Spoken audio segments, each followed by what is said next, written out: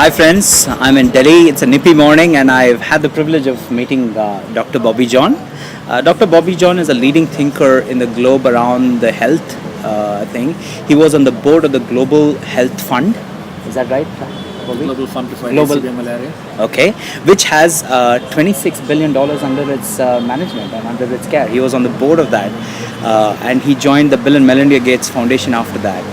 And he also has he also from the Armed Forces Medical College Pune, which is obviously one of the most privileged institutions of India in terms of doing medicine. And it's absolute privilege to be with you, Dr. John here. Why don't you talk about the status of global health and where you see the trend line heading towards? We're doing a remarkably good job of fighting back some of the infectious diseases in the world. And India particularly contributes to that remarkably. Let's say, for example, something that's found in Egyptian mummies and even today kills roughly 2 million people annually around the globe, tuberculosis. About 10 years ago, roughly 1,800 people died every day in India. Today that number is just around 900. That's a remarkable drop of 50% in 10 years, and that's come on the back of a huge scale up that India has put into its controlling an infectious disease. HIV, that was thought to be a runaway epidemic, suddenly seems to be something that can be managed, and with a lot more of the kind of will that built the Global Fund to Fight HCV malaria, we can actually beat it back and have no children born of HIV in the next few years. Wow. We can begin to imagine Dream such about things. it. Huh. Malaria, we've begun beating back in many places with new drugs. Things that were awfully expensive suddenly are cheap and available to a person in one of the small villages in Africa. Could it have been done 10 years ago? No. Today?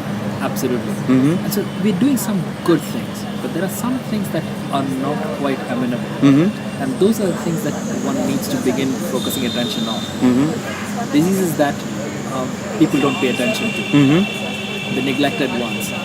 Say, for example, Kala-Azar or leprosy. We think they are not there, but they are, and they are in very small pockets and take an enormous toll on humanity. Just because they are in some corners of the globe does not mean that they don't exist. And if we can do a good job of reaching those people, then we truly are a global community. I mean, we talk about the bottom of the pyramid, and that's the extension there. There are some of those things that we do. Great job of technology and the biomedical sciences coming together, new vaccines coming up, polio, we've done a remarkable job. Can we do the same thing for other things? Can we have newer vaccines? Travesty, the last new drug for tuberculosis was 1964. And we haven't had a new drug since then.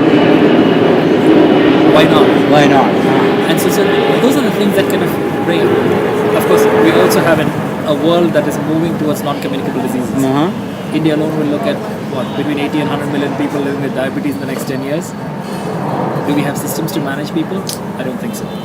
So where do we get management? Where do we get systems? Where do we get the... And I think that's a good start point. What I wanted to check out, what I wanted to sort of delve into a little bit more was your own history. You obviously, you are from Kerala, is that right? And were you brought up in Kerala? What is your story? What motivates you? What drives you? This is that I was born in Kerala. I grew up in the coal mines of Dhanbad, Jharkhand.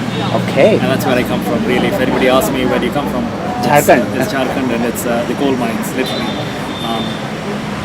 Wherever people mine the earth, you see the best and the worst of human behavior at play. There's something about digging that, whether it's a gold rush, whether it's a coal rush, whichever one, it does bring out the best and the worst among people. Having grown up there, moving to med school right across the country, very, very privileged to have got a government seat, scholarship, everything paid for, was my ticket out. And I operate on that philosophy, to whom much is given, a lot's required. So you're going to put back whatever you've been given. Okay. So that's where I'm... So that's the governing philosophy. Obviously, you've obviously given back a lot, and that's clearly One tries. One tries. One's never give. and one looks forward to more, I guess. The kind of things that you're thinking about or talking about are clearly going to be much bigger in terms of the best is yet to come, almost in many senses of the time, right, Doctor? Thanks a ton. Really appreciate the time, and look forward to further conversations with you.